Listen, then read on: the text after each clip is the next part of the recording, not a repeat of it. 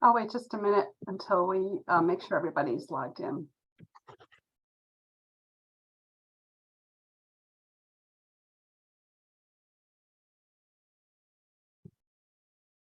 I think I'll go ahead and get started. So welcome to the League of Women Voters December Lunch and Learn. I'm Robin Schmidt, President of the League of Women Voters of La Crosse area, and I want to thank you all for joining us today. Many of you know that our local league is one of about 20 local leagues in Wisconsin, and we work with the League of Women Voters of Wisconsin. And the League of Women Voters of the United States is kind of the purview organization under which we all work. They're like our umbrella. So we're part of what I think of as a state and national village, and that means to me that together we can have a lot of impact at all levels of government.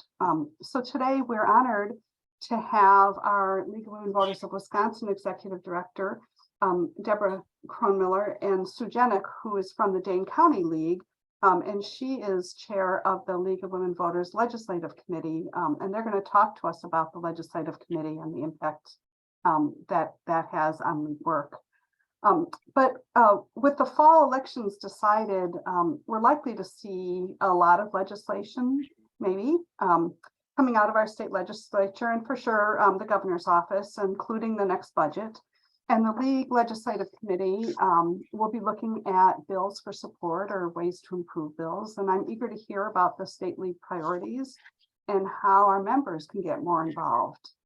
As for the logistics for today's presentation, as usual, we ask that you type your questions in the question and answer box at the bottom of your screen. And when the speakers are done, we will go ahead and have some time set aside for questions and answers. And I think we have a relatively small group today, so it'd be nice to have some dialogue and have it be a little bit more, informal. So please feel free to ask questions as they come to mind during the talks, and then we'll be monitoring them and asking them at the end of the presentations.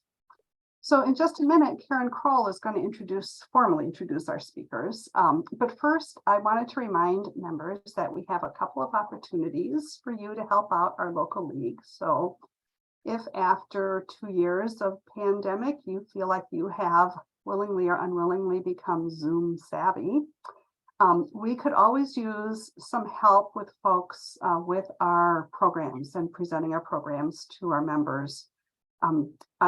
Please reach out to Deb Luchin if you have any time or interest in kind of helping with that. I think that I'm not sure if everybody knows this or not, but we have collaborated with the La Crosse Library, who was successful in getting a grant for purchasing some hybrid technology, some hybrid equipment, and then loaning it out through the library to nonprofit organizations to use. So we're hopeful that maybe this spring we'll be able to do some in-person hybrid Zoom meetings. And again, any help that you might have or interest you might have, or if you know someone or have a spouse who might be interested, please let us know, because it would be great to feel more confident as we move forward in that realm of technology. And I just want to say kudos to the La Crosse City Library and to the La Crosse Community Foundation. I think they're the ones who provided the grant funds for doing that.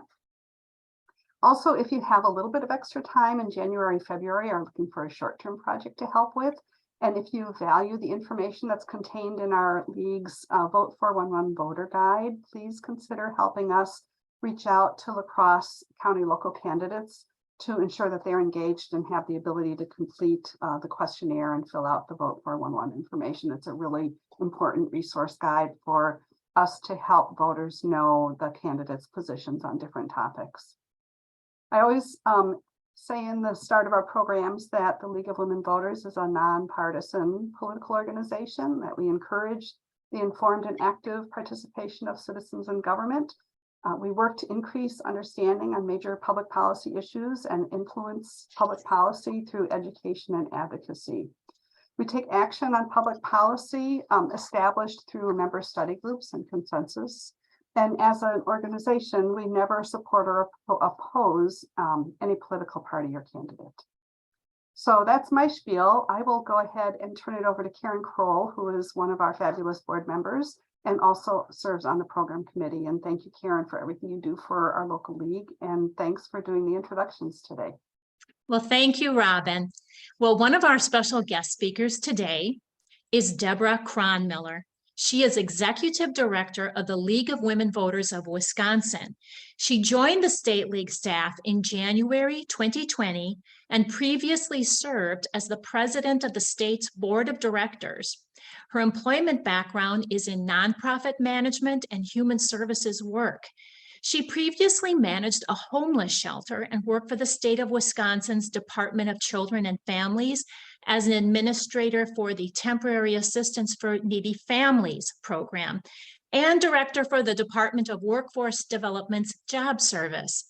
She has over 30 years of volunteer experience with the League in various leadership positions.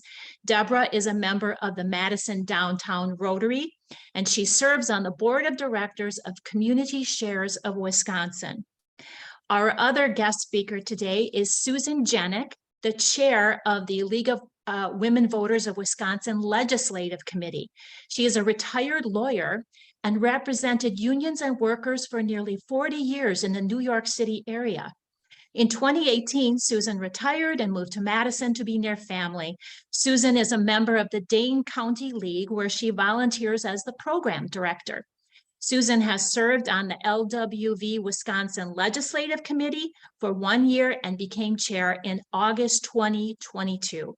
And so we welcome Deborah Cronmiller and Susan Jenick. Thank you so much, and thank you for your interest in the Legislative Committee and in all things league advocacy. What I want to remind everyone before I start is that League, in fact, is an organization that is member-driven. So all our advocacy, whether it is at the local level, the state level, or the national level, is truly a product of the positions that our members at each of those levels of the organization have concurred on. And that is the process by which we make positions. What I want to do this morning is spend a little bit of time just talking about how we come to make these positions, what that process looks like, and give you some resources that you can use to find more about this. And then I'll turn it over to Sue, and Sue's going to talk more specifically about what the Legislative Committee is up to in general, and then more specifically about some of our priorities for the upcoming year. As Robin mentioned, our positions are in fact the backbone of everything that we do. Our nonpartisan policy overrides absolutely everything that we do. So even in our advocacy for positions, it's the position that was member driven that becomes the work. It is not because a Democratic candidate supports it or a Republican candidate supports it, but because the league supports it. And that's always the posture that we will take when we're standing in front of a city council or a county board or the legislature or Congress. Recently, in the last couple of years, the DEI policy that the National League, the state leagues, and now all of the local leagues in the nation have concurred with is also at the level of our nonpartisan policy. So we're all on board to really ensure that everything we do as an organization is done through the window of trying to be the most diverse, inclusive, and equitable organization concerned with justice that we can possibly be.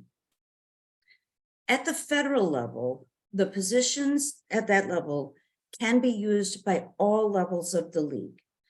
The state positions can be used by local leagues and the state league.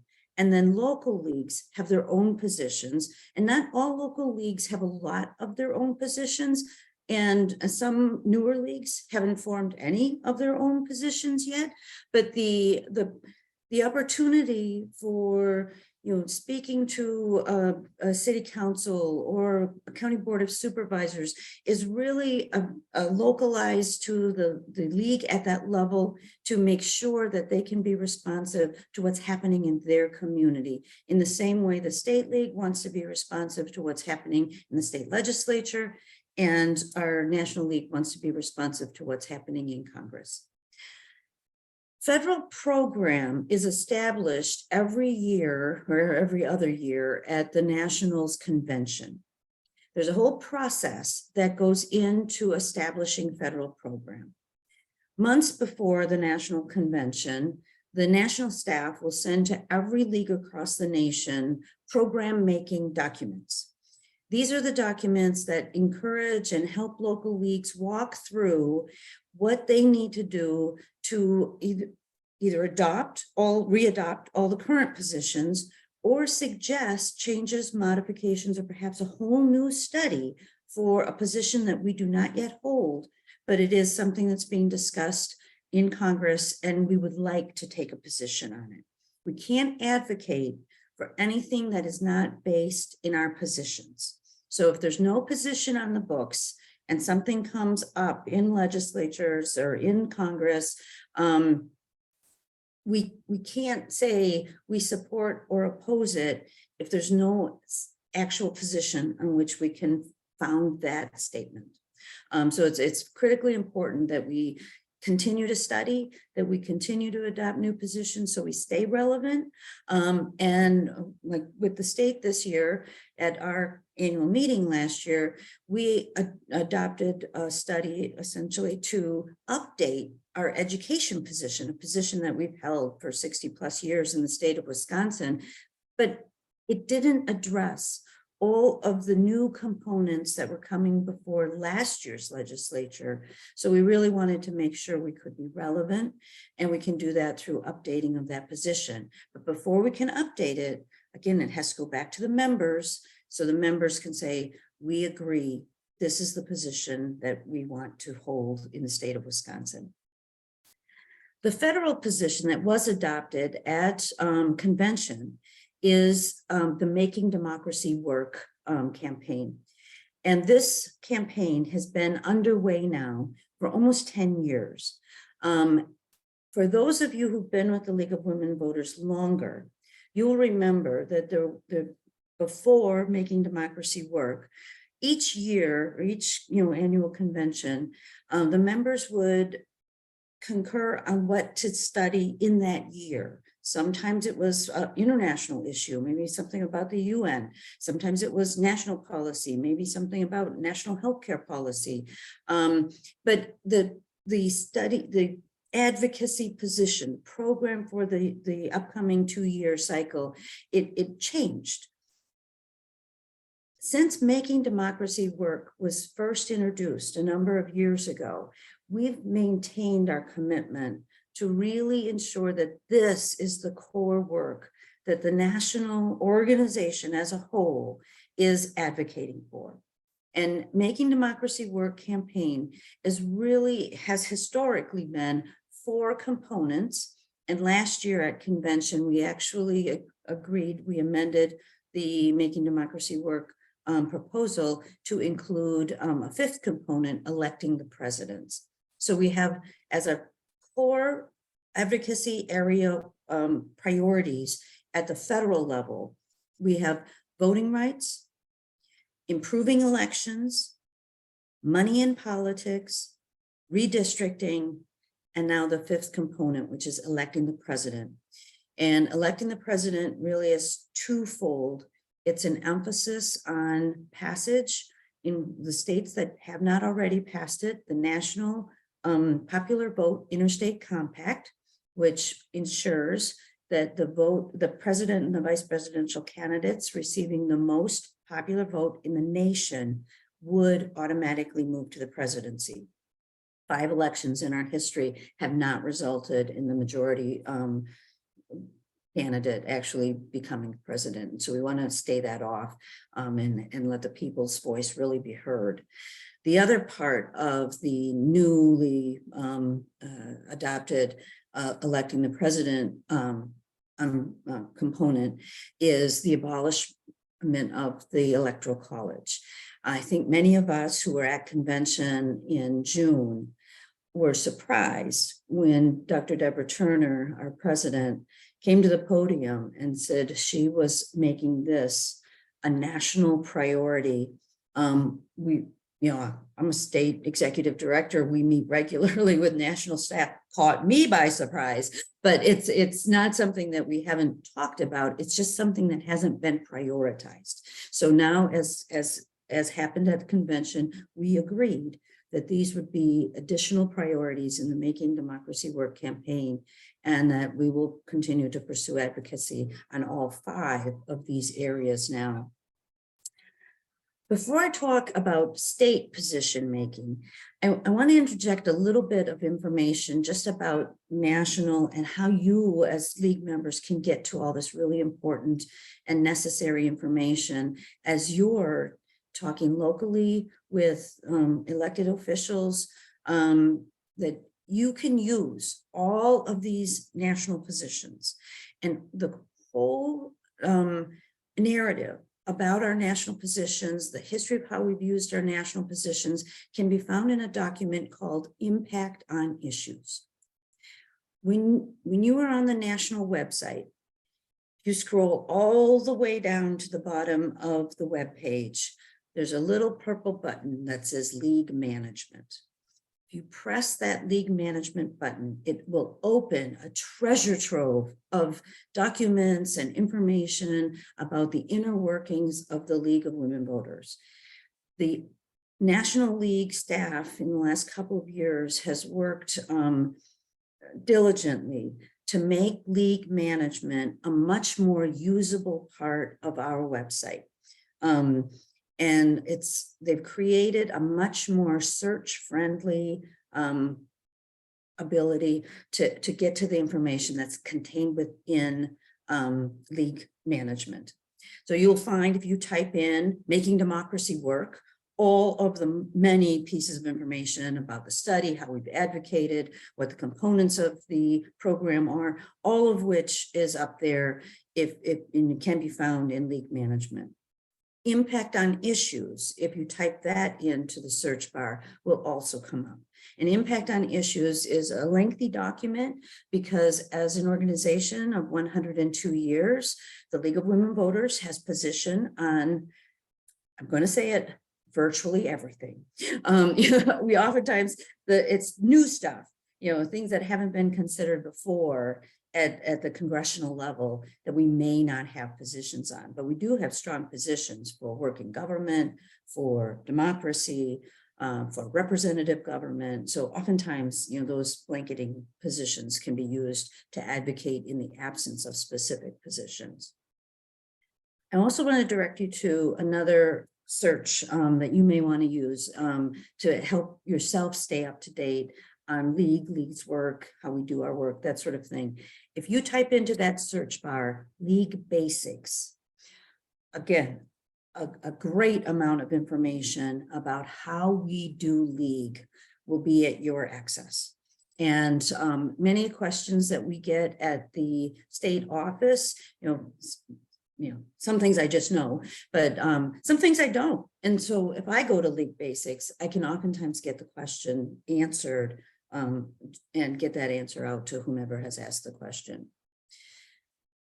With the advent of the new DEI policy, there's also a robust amount of information on the DEI policy itself, how it was created, what the actual language of the policy is, and all of the many resources that the National League has put together over the past few years to ensure that league members across the nation can access strong set of information about what is DEI, what is a DEI lens, how do we implement this policy locally, statewide, and nationally to make this organization a more relevant, a more sustainable organization going into the future.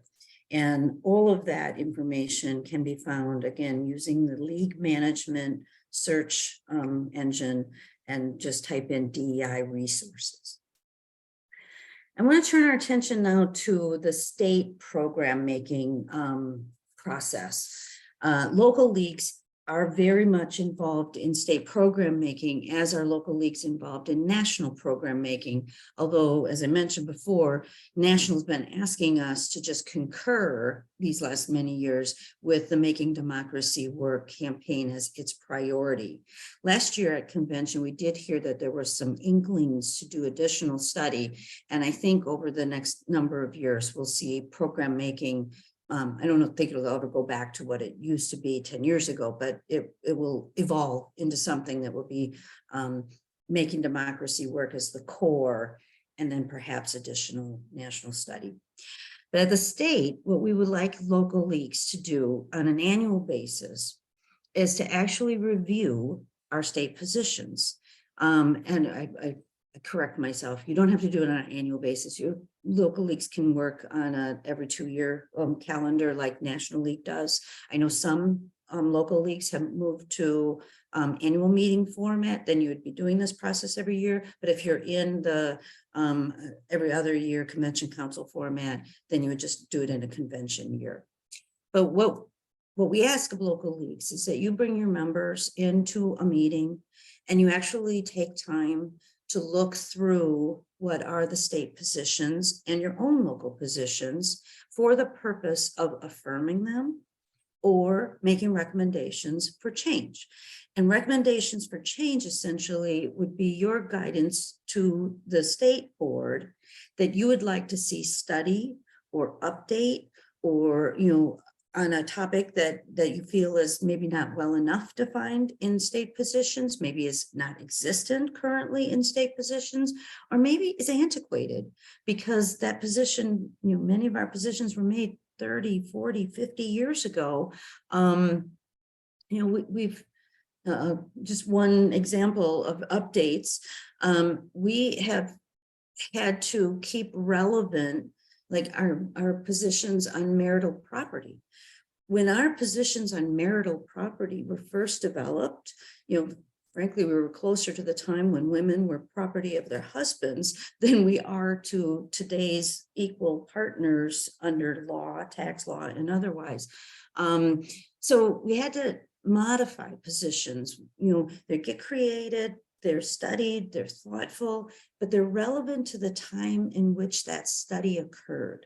And so that is why it's really important every year to be reviewing the positions. Are they relevant?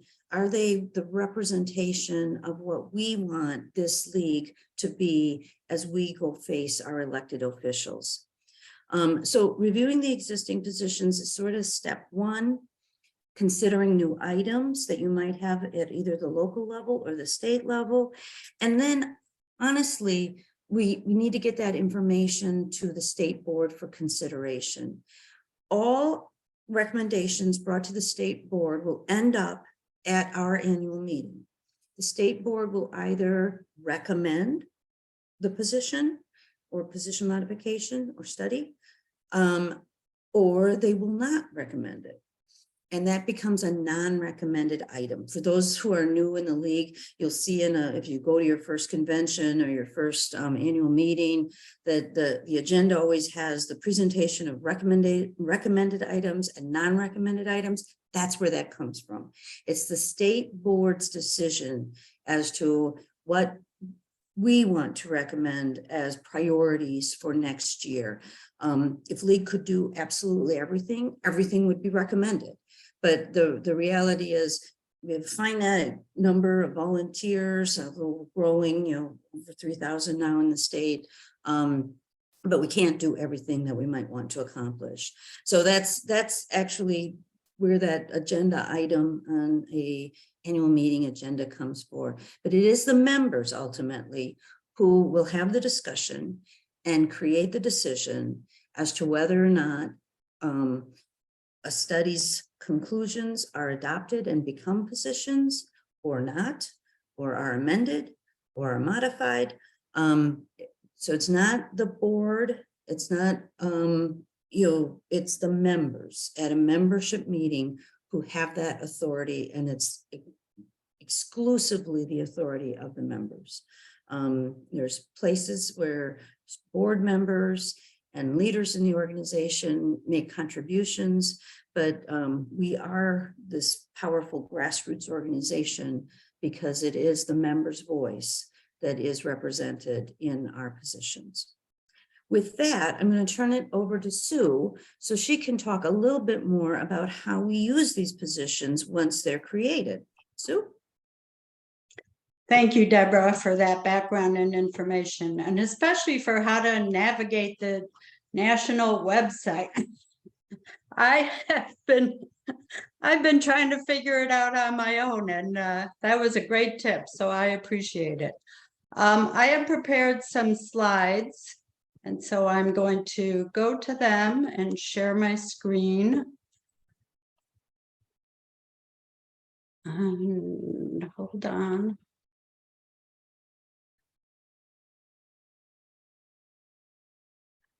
Okay. So I'm going to talk about the legislative committee and how we function. The responsibilities of the state legislative committee are to review proposed legislation at the state level. And as Deborah described, in keeping with the positions of the league, determine whether to support or oppose that legislation. Deborah is our lobbyist, our registered lobbyist. And when the legislative committee makes a decision whether to support or oppose any proposed legislation, that is recorded on the ION lobbying page of the legislature. And so, you can find all of the positions that we have taken on proposed legislation in the last year. For those that are the most important that we're going to focus on, then we can plan advocacy actions. That might be recording not just our position, but drafting a statement that we submit in support of what our position is. We may present testimony at a hearing. We educate our members about the proposal, or we may do an even broader campaign, such as was done with the Fair Maps campaign, and is now being done also with the Judicial Integrity campaign that's being done on the state level. There are about 40 members of the committee. Of course, it's voluntary. People come forward on their own and tell us if they, would like to be a member of the committee. In terms of the commitment, during the legislative sessions, which is basically January to June, we meet every other week for 1 hour. Our meetings are held on Fridays from noon to 1. In past years, we had been meeting once a month for 2 hours, and the committee decided there was too much time in between meetings. And so we're trying, this coming year, we're going to be meeting every other week for 1 hour. So it's a lot of meetings, but they're only 1 hour long. Each member specializes in one or more issue areas that we call portfolios. And I'm going to show you what our portfolios are. Some of the portfolios have several people that are watching them, and some have only a small number or one, such as the one that I review. And we do provide training in researching proposed legislation. So there's a way that you can enter keywords so that you would be notified by email of any legislation that has come up that satisfy your keywords. All right, so these are our portfolios, and there are a lot of them. Under government, of course, there's elections, law, and voting rights, and campaign finance, redistricting, court integrity, the Electoral College and national popular vote, taxation, and local government. I would say that the largest of our groups is the elections law and voting rights, as you would expect. And in each one of these areas, we are now preparing our priorities. It's a long document. We aren't done with it. And sometimes, you know, it's like, okay, these are priorities. Everything is a priority. So trying to narrow that down is our challenge. And when we get that document drafted, it will then go to the state board.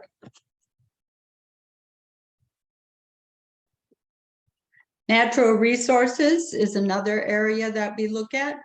We have general natural resources that really probably focuses on water, and PFAS have been a big part of that. I'm sure you've heard about that. Air, we focus on the upper Mississippi River region and the Lake Michigan region. And those are organizations that are across local leagues.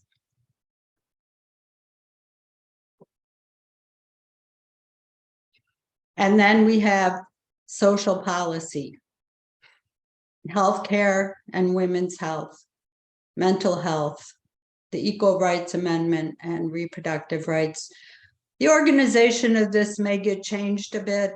Reproductive rights probably belongs with health, but this is the way it's organized right now. Education, we have several people involved with our educational portfolio, and they cover from kindergarten or pre-K even up through the college level. So we have all levels of education covered. Corrections, juvenile justice, gun policy. This is an area where we could use some help. We have one person who has been leading that area, and she's had some health issues. So in particular, if anyone's interested in that or has experience in that area, that would be one we would like to see beefed up a bit. Predatory lending, consumer protection, labor law, civil rights, and workforce issues. And that's the portfolio that I handle. And I'm a portfolio leader of one. So I make decisions, but then of course I bring them to the entire committee for review. Anti-discrimination, LGBTQ+, and poverty. And these are the portfolios that we have right now and have had over the years. We are not limited to these. You know, if there's another area that someone is interested in and willing to work on, for example, housing is something that we don't really cover. And you would think that that would be mostly a local issue, but in fact, the state has stepped into the housing issue in a big way, particularly by prohibiting municipalities from increasing tenants' rights in relation to landlords. So, you know, that's an area that we don't have anyone watching right now. And I'm sure there are others. And of course, any portfolio that we have must be within the positions of the state or the national. Now, this is an immediate priority. This is kind of my pet project these days, and that is proposed state constitutional amendments. In the last legislative session, there were 4 amendments that were passed by the legislature. If they are passed in the next session, which begins after January 1st, 2023, they are required to go on the ballot. They are not subject to veto by the governor. It could theoretically be on the ballot as early as February 21st, which is the statewide primary for the Supreme Court justice seat.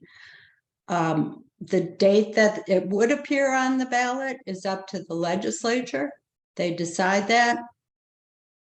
I know when Marcy's law was passed, It was on the ballot in April, not the primary date.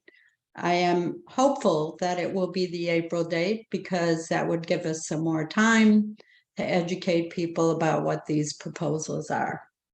And the legislative committee opposes each one of these amendments, which I'm going to tell you about. But before I get to the specifics, for anyone who is interested, this is the language of our state constitution on amendments. It is Article 12, Section 1. I am certainly not going to read all of this to you, but I will just tell you that the bolded language shows, first of all, that it has to be passed in one session of Congress and then, or the legislature, and then the next bolded language says it has to be, if it's agreed, it can be passed in the next session of the legislature. And then it shall be the duty of the legislature to submit such proposed amendment or amendments to the people in such manner and at such time as the legislatures shall prescribe. So they determine, the legislature determines when this would be on the ballot. Each of the 4 proposed amendments has to be voted on separately. They can't be combined. And then if the electorate approves by a majority of those voting any of those proposed amendments, they become part of the Constitution. And as far as I know, it's effective immediately. So I'm not going to go into great detail on these proposed amendments, but I'll give you the overview of them. The first one is on voter eligibility. Right now, the Constitution says every U.S. citizen has the right to vote. They want to change this to only a U.S. citizen may vote. And it's in federal, state, and local elections. People have wondered, why would that proposal be made?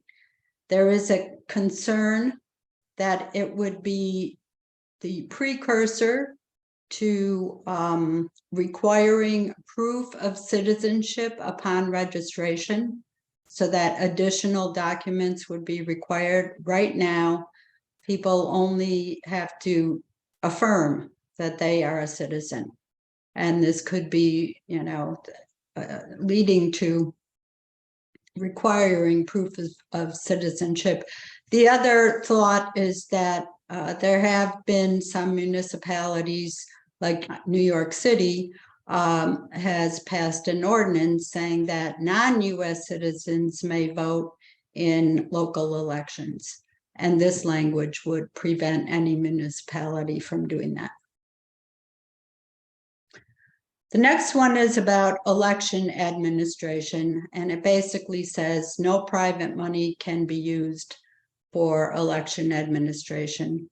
This comes from the last election, the 2020 election, when the Zuckerberg Foundation provided money to many municipalities throughout the country to assist them in the administration of the election, given the pandemic and the lockdown.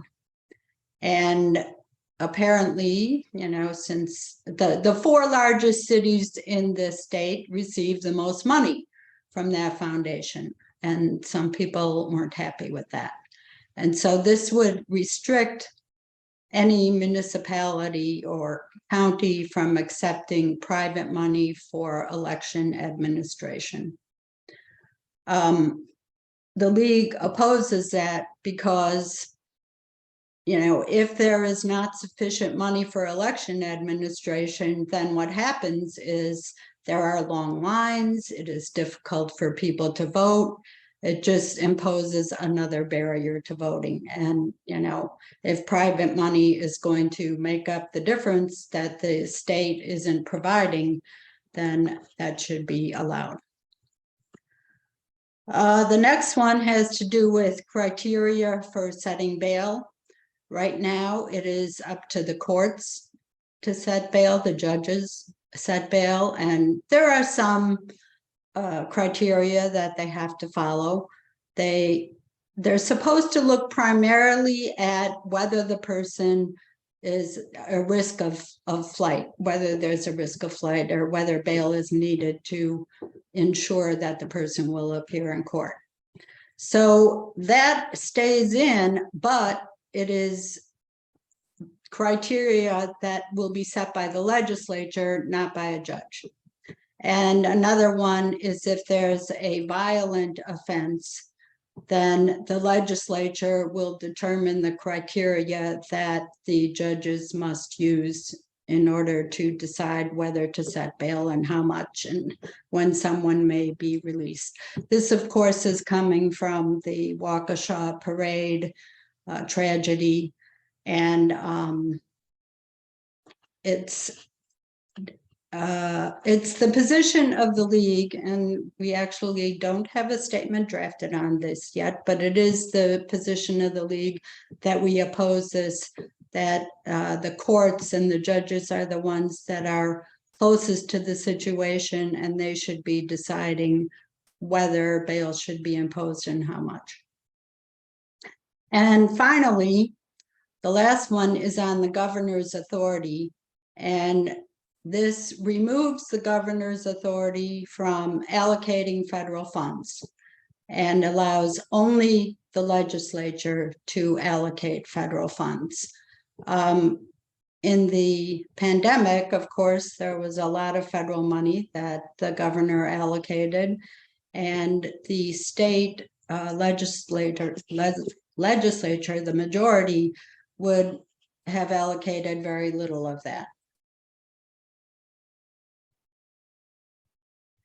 And so that is my presentation. If you want more information or are interested in joining the committee, you can contact me by my email there. And I'm happy to answer questions. And it is fine if this presentation is shared with everyone so that they can see this information. Okay, thank you. Well, thanks, Susan and Deborah. There's so much information, I just couldn't stop writing notes down. And I know we have some comments and questions coming in. And so I guess I'll start first of all from, let's see. I know Nora was trying to put some comments in the question box, but she's logged in as a host, so I had to put them in the chat. So her question is, did the last League of Women Voters of the United States convention produce an impact on issues? So we've seen one for 2020 to 2022, but we haven't seen one for the next 2 years. So Deborah, do you know the status of that? Yes, I do. And I've been responding to Nora very diligently, but she can only see my responses. So I'll share with everyone. Yes, after each convention, the national office does update the impact on issues. It's my understanding that the current updated version, the 2022 to 2024 impact on issues, is not yet published on the website, but it is complete. So we should be seeing it soon. It will hit the website at some point very soon. I actually put impact on issues 2022 to 2024 in the search bar, and it didn't come up. The 2020 to 2020 to 2022 one is still what's popping up. But from what I understand, we should be watching the biweekly updates that come from Dr. Deborah Turner. At the time when they're published on the website, it will be promoted through the update that they're available. Perfect. And then you can read, if you're curious, every day's business at convention is documented on the website that you can get to. So you can see all the changes that have been made to positions or the work that the convention accomplished. And they do document that daily during the convention, and then it stays as a live document on the website. Perfect.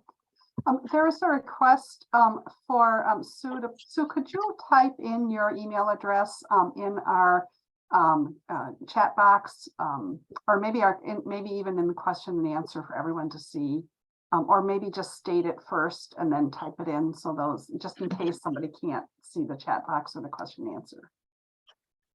I always forget it, but it's LWVWI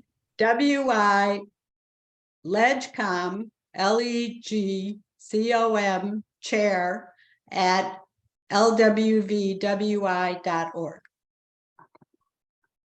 And if anybody needs it after, if they want to email me, I can get it to them too. And my email is on our website. So just, you know, reach out to any of us in our local league website, and we'll make sure that you get it if you didn't get it now. So thank you. I have a question, Deborah, about studies. And I haven't been in the lacrosse area for that long, but I understand that the lacrosse league did do a study on the lacrosse marsh many years ago. And I'm just wondering if you can just give a very brief overview of, like, what does it take to do a study? How long does it take? And is there a way of fast tracking studies so that we can be more timely and relevant? All great questions. Historically, studies were a 2-year event. And that, I mean, put yourself back 30 years when we had no internet. We sent literally typed documents in the mail to the next person who should review them, who had to then send them along to the next person, you know, next committee member. So it took 2 years to get all that kind of work done. What the state board recognized over 10 years ago now is that we no longer need 2 years to do a study, that we have, you know, infinite access to resources. We no longer have to pile through, you know, microfiche and, you know, written documents in public libraries and that sort of thing. And then we just can Google all this and it pops right up. So the study time frame really has been, for the state league anyway, condensed to at least 1 year, although some committees have asked for the whole 2 years, not knowing how expansive the study might become. Once national convention, state convention, or local convention would approve a study committee needs to be formed. That study committee will come up with the consensus questions. And those are the questions that the committee will try to research and come up with recommended study, you know, recommended program as a result of what their research has shown. And it's that recommended program then that would go to membership for consensus, and that would make it a position then. I have been involved with studies. There was when I was in the Appleton League, we did a study on the PCBs in the Fox River. We did a study on whether or not Appleton should have a performing arts center. And so we came up with questions. We answered those questions in the committee. We brought the answers essentially with our recommendations to the full membership, and then ultimately adopted positions, you know, that said, basically, the company should be responsible to remediate the Fox River and financially responsible, and that the Fox River should indeed be remediated. And then with the PSC, for instance, we did recommend that the community support the creation of a performing arts center in Appleton. There is also a performing arts center in Green Bay, which was sort of the quandary that we were trying to work through. We ultimately did use that position to advocate with the city council and the Outagamie County Board. And as many of you are probably aware, Appleton has a very nice performing arts center right now. So And that's way local leagues can be relevant in their own community to address issues. It sounds like the La Crosse Marsh probably had a problem, figure out a way to solve the problem. Now take those solutions to the local water utility or whomever was overseeing. So those are the kind of things that we can do. Committees can be big, like over a dozen, maybe 24 members. I've seen large state committees form around topics like mental health and poverty and that sort of thing. And then sometimes committees are 5 or 6 people. But what's really critical is that you get a group of folks who understand the issue, frankly, are passionate about the issue, because they'll stay committed to working the study all the way through to the point where the members would have the opportunity to vote on it. And it's a process, and there are documents on both the national website and the state's website that can help a local league understand how to do a study. Right. Hold on here just a second. Okay, so here's a question. Are the constitutional amendments introduced as regular bills or legislation and subject to the same process, public hearings, things like that? I am not aware of any public hearings that were held on those resolutions. They are called enrolled joint resolutions. And they can be found on the state legislature website under Constitution, and then or law and legislation, Constitution, pending amendments. And they are not subject to the governor's veto. So that is different from other legislation. And it has to be passed in the same, exactly the same language by each house, by the Senate and the Assembly. And they would have to be passed again, exactly the same language by the Senate and the Assembly. And it could happen January 3rd. We just, I'm not aware of what their plan is. Maybe Deborah's heard something. We've been asking, but there's no answer coming to those questions. So, so just a hypothetical on the constitutional, for example, the bail criteria is to be set by the legislature. And maybe this is getting too much into the weeds, but wouldn't they have to set that through a bill? And would that bill then be subject to the governor's veto for that particular one? Well, yeah, I mean, that's what it looks like. That is what it looks like.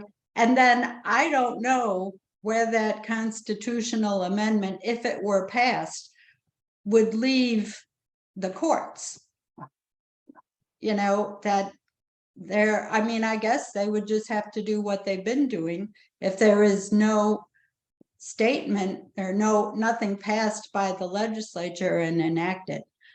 Now, is there some way they can get around that by, not having something not subject to the governor's veto? I doubt it, but I guess it depends on who's on the state Supreme Court, which is, the other election that will be coming up in the spring. Another question for Deborah. Deborah, in terms of the legislative committee, or actually maybe this is for Sue, you guys can tell me who should answer this, but the question is, so can any member of any local league get asked to be put on a legislative committee, or do they need to be recommended by the local league so that they're vetted first, or like how does that work? As far as I know, they just have to submit their name to me, and I would then submit the name to the committee. If they're interested in a particular area, it would be good for us to know what their background is in that area. They do not have to know how the legislative system works so much. They do not have to know how to research legislation That's information that we would provide. And I should have said also, you don't have to attend all of our meetings to serve on the legislative committee. So for example, there might be 5 people who are involved with the voting rights portfolio, and a couple of them may come to the meetings and present their position.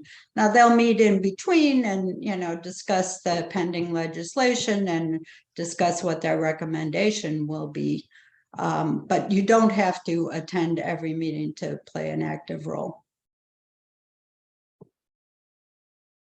I'm going to ask if our board, if anybody has any other questions. I've got a few more questions, but I don't want to totally dominate, but I don't see them typed in. So is there anybody who'd like to unmute themselves and ask a question? Deb? Deborah, you talked earlier about where to find things on the National League. Similarly, how do we find the legislative section, I guess, in the League of Women Voters Wisconsin website? And how would members get on? Do you still have like some kind of action alert, email notification of legislation going on that you would like members to reply to? We can both have a push and a pull with regard to information from the state website. We do push out a number of action alerts that have been recommended by the legislative committee. And sometimes we push out action alerts that have bubbled up from our work in coalition with other organizations. And so we're kind of helping to amplify their messages. On the state's website, lwvwi.org, you will find on the left-hand side of the homepage a list of different things that you can just click and quickly go to the pages that support that topic. There is About League, which will give you a lot of information about the state league. And then there is also a positions tab on that navigation bar. That will take you to our impact on issues. It brings you more information about what the legislative committee is up to. And as Sue said, if you're interested in participating in the legislative committee, you have a area of passion that you're following the news on that anyway, then that information can be shared with the whole legislative committee, and then we can bring on board you with the tools and resources that the legislative committee has at its resource or at its ready. I will say that over the course of the last 6 months or so, in anticipation of this upcoming legislative cycle, the legislative committee did some very serious and thoughtful work in terms of updating those materials. So we have a new manual for how to do Leg Committee. We have a strategic plan that's been adopted by the legislative committee, so we can guides the work of the committee and what they want to accomplish in the course of the year. We have defined the role of the chair a little bit more clearly, so we're in a position to do better succession planning. And so wherever possible, we try to provide adequate amount of resource to make working on behalf of the league, whether that's advocacy for positions or whether that's participation in committees, as easy as possible by having all this thoughtful documentation created.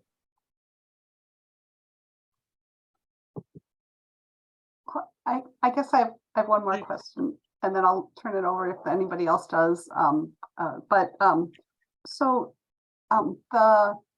The positions that the U.S. League has taken are often sort of what I perceive to be, more general positions, like, we support clean water.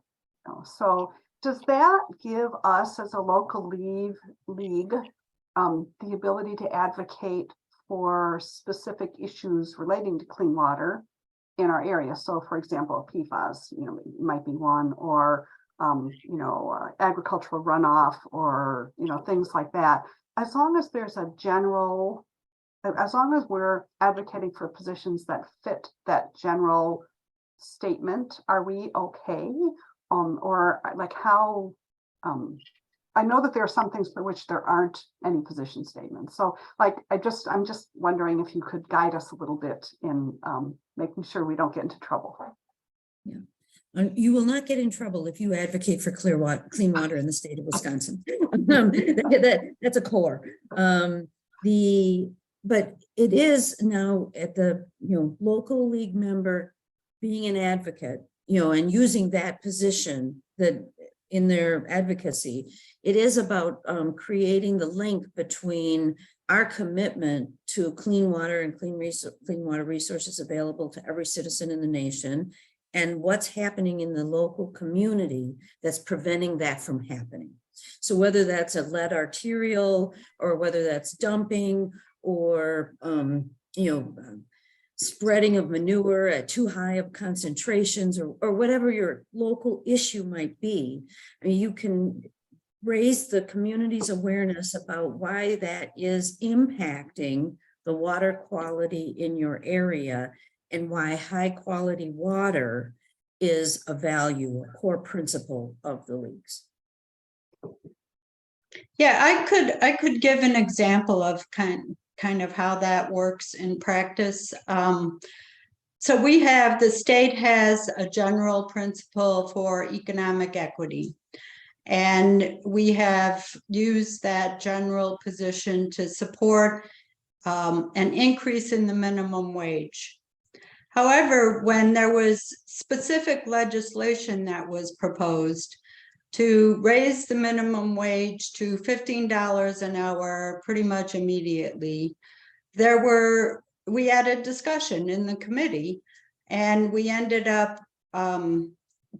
submitting a statement, recording a statement that was more nuanced than just, yes, we support this in every way.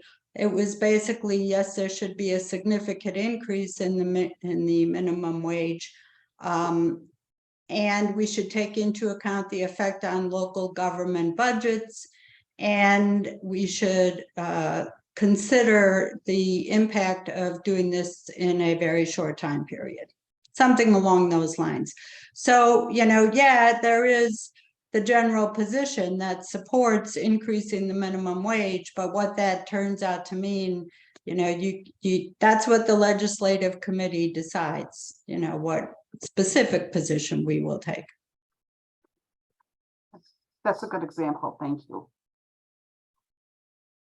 So ahead, there was a question about, and maybe I have kind of two questions. So for Sue to start with, if someone is interested, for example, Deborah mentioned that education policy was something you're looking at.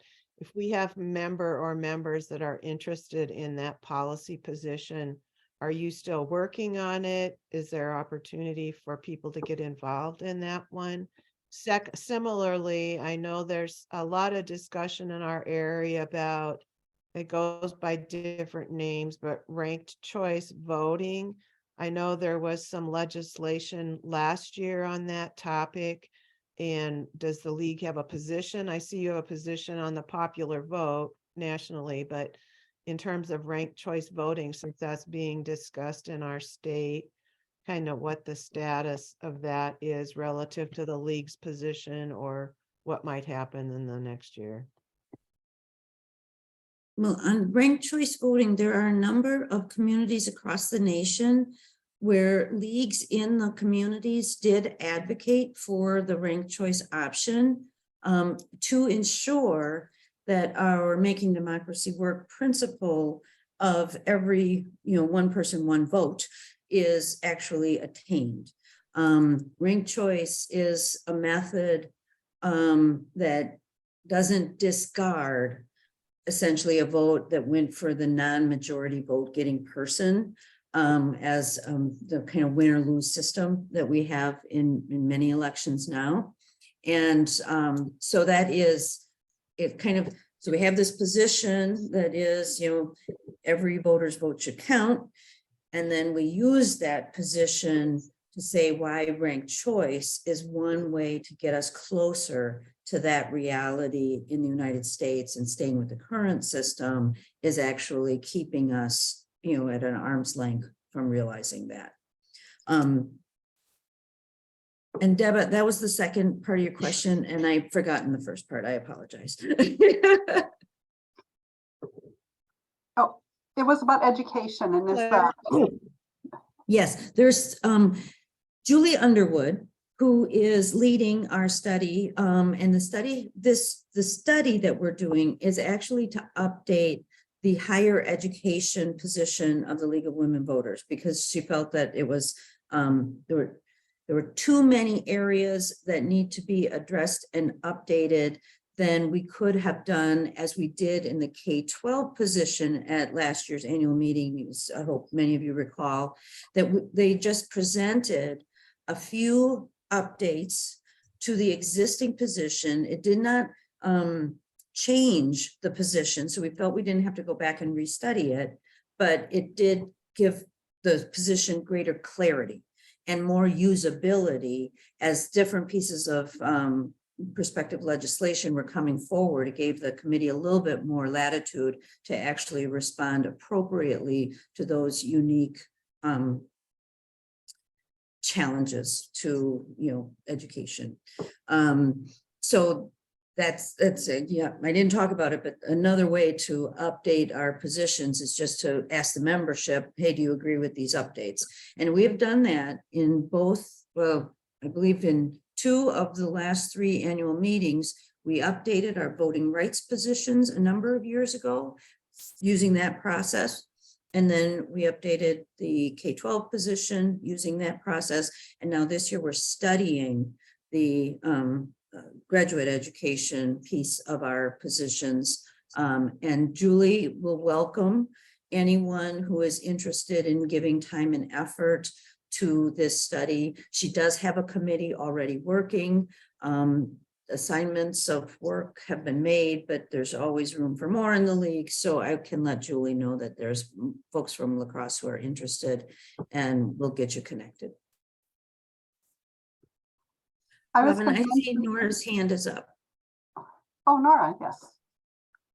I know I'm cheating a little bit. I should be an attendee, but somehow Zoom logged me in as a panelist so I can open my mic. I just wanted to follow up with an education question.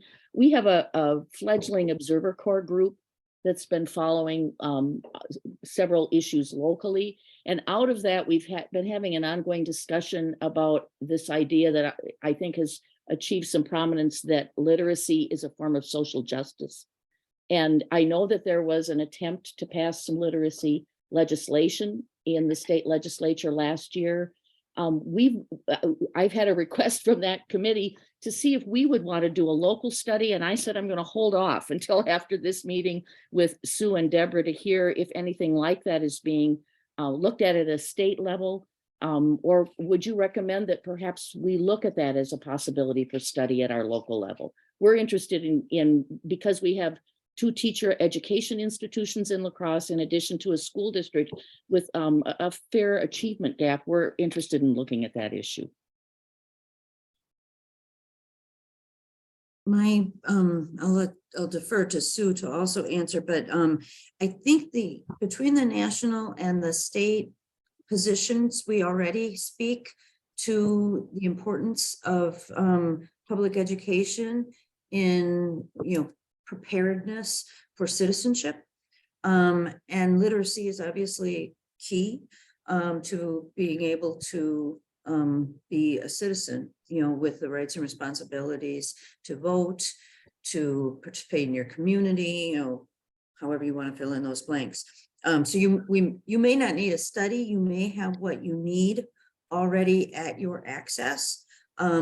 But if there's a specific thing that you would like to be advocating for in La Crosse with your school boards, then you may want to take that specific question to a local study so that you can be have more impact with your local school boards about curriculum development or money at the local level to ensure, higher literacy scores, or however you want to measure it. But that's how you would customize a local study to build off of existing, commitment to literacy that the state and national league have. Yeah, I'm not specifically recalling the language of the education positions. I mean, I suspect that it does include literacy as a value, and something that we would support. But the education portfolio is a very active one, and there's a lot of legislation that ends up getting proposed in that area. So, it's something, if you're interested, you can email me about joining that committee and that portfolio. This is Deb. I just have a real quick question, and that is for Sue.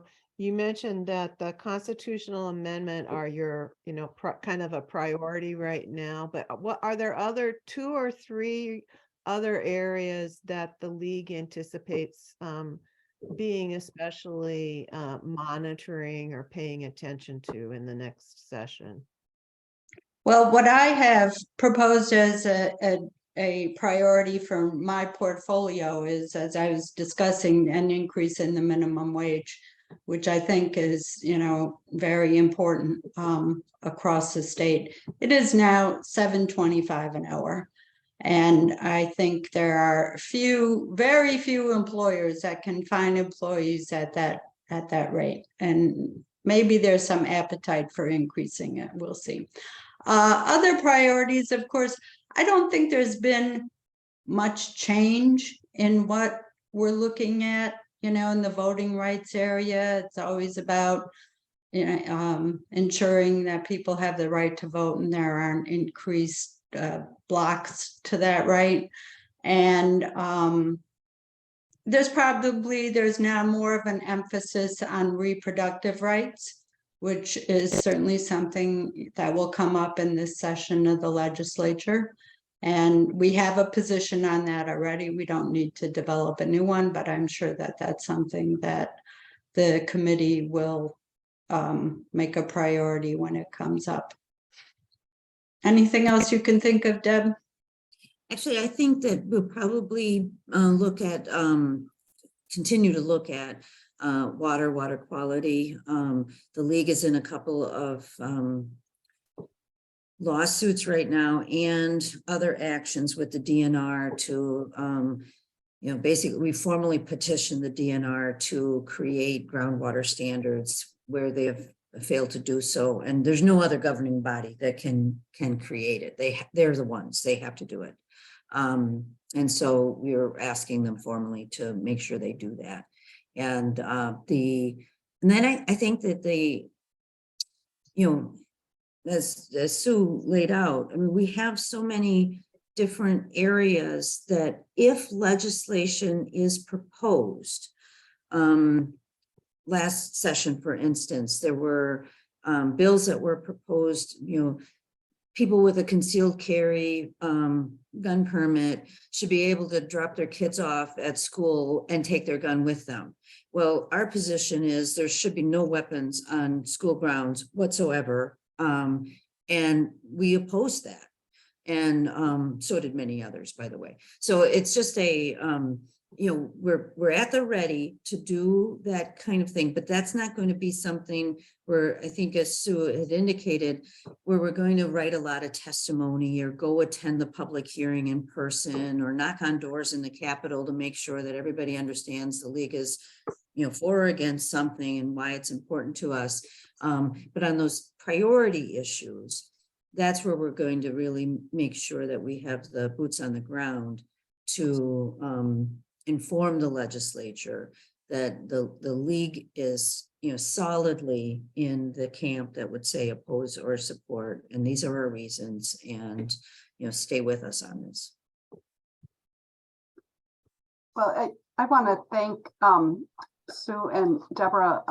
This has been really informative, and I'm really grateful for your time And I know that we will also have other league members who view this on our website. I know we've gotten a couple of inquiries of folks who are not available. I also want to comment that I'm meeting with Brandy tomorrow because the annual meeting coming up in June is going to be hosted right here in La Crosse. And so it allows more of our members the opportunity to come and participate in that annual meeting. And so that might also get people more interested in kind of how all of this program works. And so we're excited to welcome you all to our neighborhood and look forward to seeing you all in June. And I'll see Brandy tomorrow. I also wanted to share my screen on one. I'm so bad at doing this. Hold on just a second here. Let me pull this up first. Now let's see if I can go to share my screen. Sorry. See, I told Well, you. while you're doing that, can I just do a very brief commercial? Yes. The Dane County League is in my role as program director. We are holding a forum on January 9th about these 4 proposed constitutional amendments. There is some information on our website. We don't have the registration link up yet, but that will be coming soon, later this week. So just to let people know, it's from 6:30 to 8 p.m. on Zoom. You know, we'd be happy to put that on our calendar and to get that out in our newsletter. If you send us the information, I tried looking at your website yesterday to try to find it to make sure it was on there, and I wasn't finding like the registration. So just, make sure if you think of it. I know you're really super busy, but once you have that set up, if you just want to send me a note, I'll make sure we get it out to our members. I know they'd be very interested. And so that kind of also gets into this idea of sharing our programs. So I wanted to let members know that on January 10th, the next day, the next evening, we're going to have a program that kind of gets at some of the things that Deborah was talking about, this imbalance of power and how shifts in state government are undermining our environmental protection and conservation legacy, especially when it comes to things like why don't we have groundwater standards for PFAS. And so we're going to have that presentation, and we started out by asking the league in Eau Claire, Chippewa Valley, Greater Chippewa Valley, if they wanted to co-host it. And then we thought, well, why don't we ask all the local leagues? And so formally, we have 18 of the 20 local leagues all co-hosting this event and helping get the word out. And the 2 that aren't couldn't get it past their boards in time for us to do our promotions. So they're also going to help share this information. So really, it's going to be a statewide presentation. I'm kind of excited about it. And then I also wanted to mention that the following week on January 17th, we scored a coup in having Lisa Graves, who's president of the Center for Media and Democracy, participate and be the main speaker for our Lunch and Learn to follow up on the kind of series of webinars that the State League has been having in terms of what's undermining our courts. And so, I think that I have a hard time believing that we're at the end of 2022. I was kind of thinking we'd be at in-person meetings and there'd be no more pandemic and life would be great again. And it's actually, not quite there. But I think that there's going to be a lot going on in 2023. It's going to be an incredibly busy year, and I'm so grateful to have so many at the state level, national level, and local level who are engaged and active and willing to put in the time and energy to make a difference in our community and our state and our country. So I want to wish everyone a really wonderful holiday season. Stay healthy, be happy, be kind to yourselves. Rejuvenate so that we're ready for 2023. And thanks again, great thanks to Deborah and Sue for all that you do at the state level and for participating in our program here. So we're just really grateful, and safe travels if you're going anywhere, and just thank you to everyone. Thank you. Thank you for your interest in this.